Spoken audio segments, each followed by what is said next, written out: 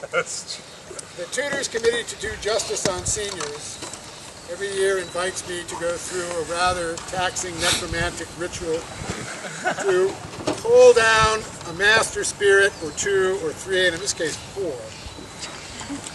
Anglophone poets for the purpose of anatomizing the senior class. It was difficult. The senior class resists anatomization. You have to have parts to be anatomized, and very few of these people are men of parts. Nevertheless, the delivery has been made, and the spirits counsel me that there's nothing that can be done for these people. But that doesn't mean that they cannot be made useful in the same way that a prisoner going to the dock is made useful for the rest of the community, by way of example. So, this year, we're going to turn things around a little, and the poems this year will all be cautionary tales for undergraduates. For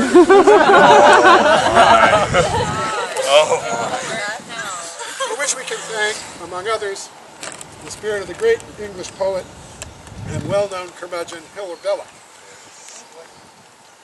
Since Mr. Blunt had been entirely too comfortable up till now, we will begin with him. In which case, I will announce a little moral, a little cautionary tale, and then we'll proceed with the illustration. On Shane Blunt, who was too good and suffered. The chief defect of student Plunk was not that he would do a bunk on paper day, Hernandez-wise, or make Shimizu count his flies, nor readings did he sumnerize till tutors groaned and rolled their eyes. He always did just as he should. He was intolerably good. Or, quite beyond the programs born, as friendly as a summer morn, all rode in his felicity, he'd sell the rubes on SMC. So an example ran his fame, administrators knew his name, and wondered, musing inwardly, could this kid be a threat to me? Our hero, innocent of guile, continued to excel and smile as forces of unseemly bent assembled with malign intent. The crisis fell upon the day that Joe Zepeda rose to say, "This Blunk's a splinter in my eye, for I'm the program's nicest guy."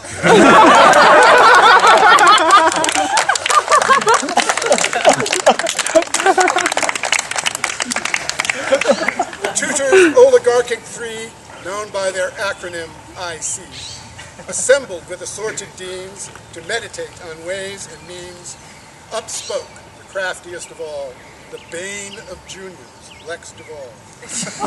Zepeda lusts for SB's head. I say, exile the schmuck instead. On plea that there's a school of note, uproot him to some place remote where winter fastens on the land with unrelenting icy hand, where pancakes masquerade as crepes, wine is made from Concord grapes. He'll show no mercy to this one. Let's pack him off to Bennington. Is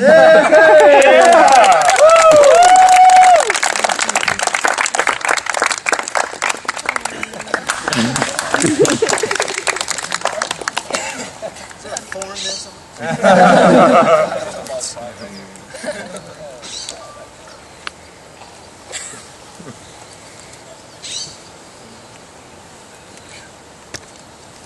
Jean-Marie Garcia, who failed as a fruit fly procuress and was scarred for life. Garcia raised such sickly flies, they marched in troops to paradise. In ranks her blighted vials stood, Detroit boasts better neighborhoods.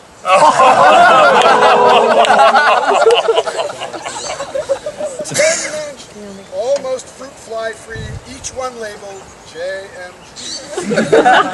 It seemed her presence in the room could seal the little creature's doom.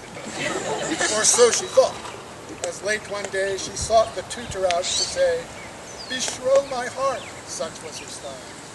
"I've labored over every vial, and still I cannot make out why my wights and wiles live but to die. Oh, tell me, why is heaven bent on scuttling my experiment?" The tutor heaved a single sigh and gestured to a workbench nigh, where Nicky Sumner dutifully addressed a superfluity of wights and wiles. His enterprise had left them breeding, well, like flies. The tutor murmured, "Jane Marie, they hump for him, but not for thee."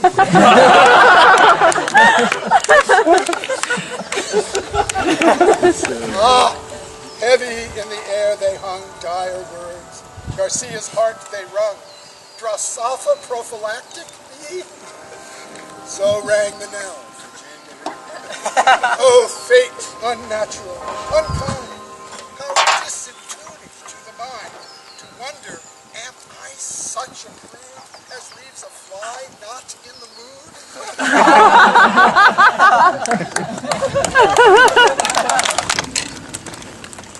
Where's the big fat? I mean the big fat thing. Oh, that's good.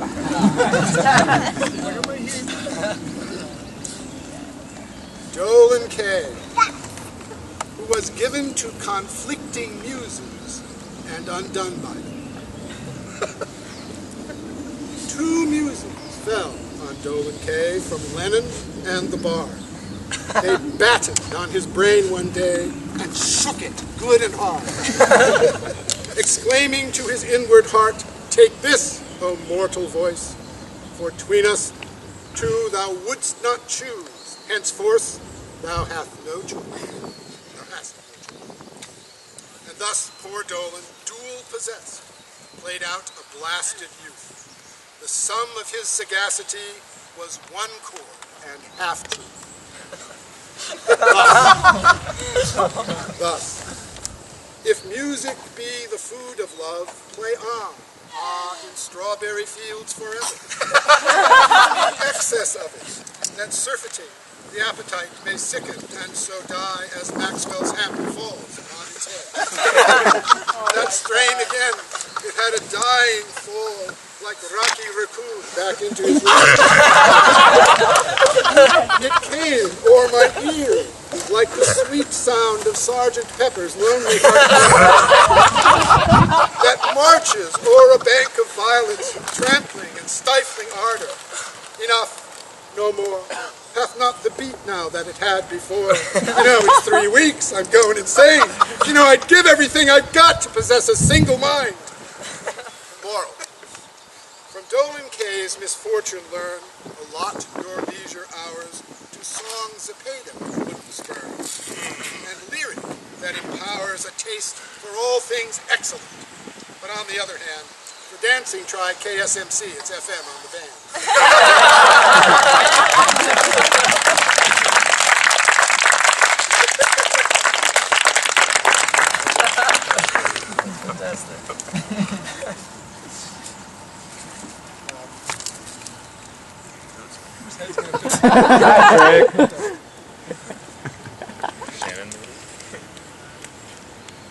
Omar Hernandez, who enjoyed premature success and reaped its consequences. Hernandez, no one could advise. He didn't seem to realize he'd struck his colors nearly. Whichever tutor took in hand to guide this wayward gentleman was self-rewarded merely. For no fact for Omar's close review could overcome 172, which had debauched him clearly. For 'twas his cellar LSAT score, and marked him pre-inheritor of satisfactions high. But nemesis lurks in that pre, which signifies but what may be if nothing goes awry. Hernandez's confidence reposed in triumphs that might be supposed securely in his his way, assuming that he paid his dues. How if that same 172's his program GPA?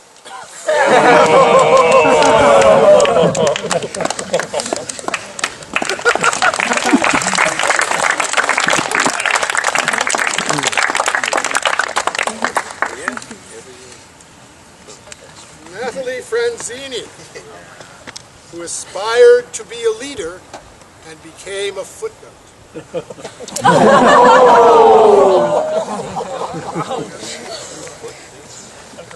The nicest girl the tutors knew was Natalie Franzini, who never lost her cool or swore whilst demonstrating at the board, who never showed the signs of wrath, protested she was fond of math, to which, however, she preferred the parsing of Hellenic verbs, and sought, because she thought it nice, to visit every reading twice. And as for finding paradigms unappetizing, au contraire, she often, of the tutor's grace, would beg them with a quite straight face for extras, if they did not mind, and of the most recondite kind. In seminar, she always tried to take a viewpoint broad, wide, and in her interventions be the watchword of grave courtesy. Her written work was always firm, and in dogmas she took the time to thank her tutors, in addition for wise and helpful admonitions. She never did a thing 'twas rotten, and in 6 months was quite forgotten.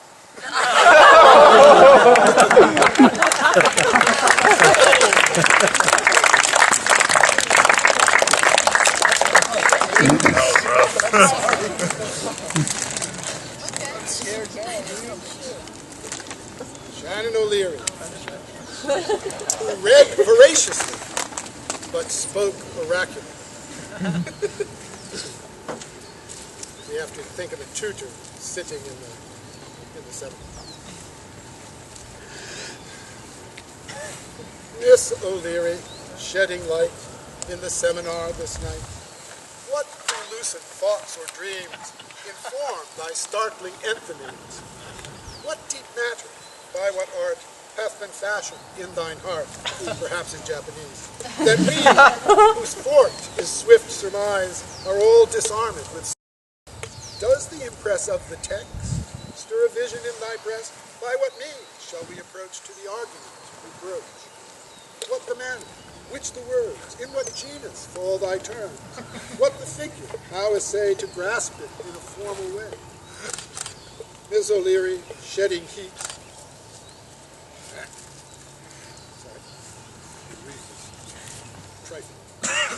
Miss O'Leary, shedding heat by thine incandescent speech.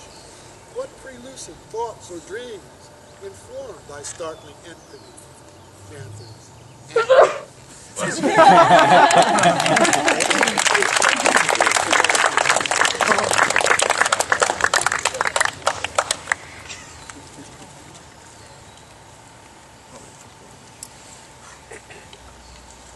Jacqueline Antonini, who became enamored of politics and blasphemed. Tutors, let's salute the fates. Antonini graduates. Libertarian she be, foe to every tyranny. Tutors, all intolerant of mere superficial cant, and offended every week by some wretched ubergeek, favor candor and forgive everyone in whom it lives. Pardon fallacies, conceits, lay high honors at their feet. Tutors, who on this excuse pardon Sumner and his view.